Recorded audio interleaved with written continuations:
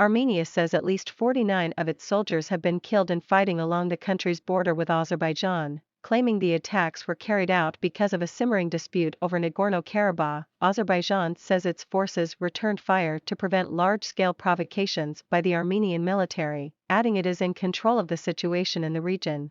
At around midnight, Azerbaijani forces shelled Armenian troops at 3 locations along the border. Azerbaijan said it was responding to a buildup of Armenian landmines and weapons near the border. Armenia fired back in retaliation.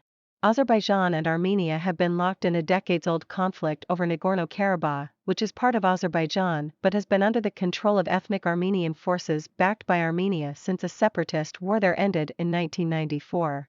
Fighting has continued off and on throughout the day despite calls for a ceasefire by Russia, which, according to the Kremlin's press secretary, exerts significant influence in the region. It is difficult to overestimate the role of the Russian Federation, the role of Putin personally, Dmitry Peskov told reporters, according to Reuters. The president naturally is making every effort to help de-escalate tensions at the border. Russia's foreign ministry claimed to have brokered a ceasefire Tuesday morning, though reports later suggested the truce had fallen through.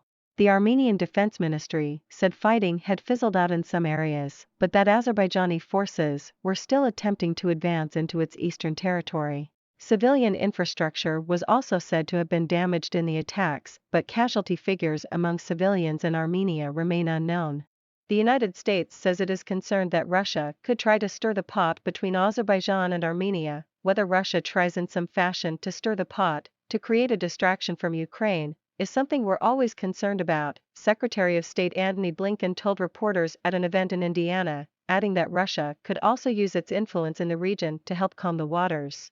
Washington called earlier on Tuesday for an immediate end to any military hostilities between Armenia and Azerbaijan, adding it is deeply concerned by the reports of deadly border clashes between the pair.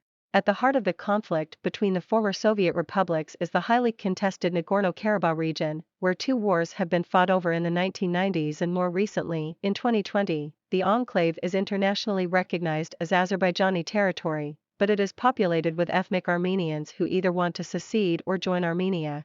Azerbaijan considers ethnic Armenians to be illegally occupying their land. At least 30,000 people were killed in the conflict following the collapse of the Soviet Union in 1991, after ethnic Armenian separatists broke away from Azerbaijan. The 6-week war in 2020 over Nagorno-Karabakh killed at least 6,500 people and ended with a Russian-brokered truce.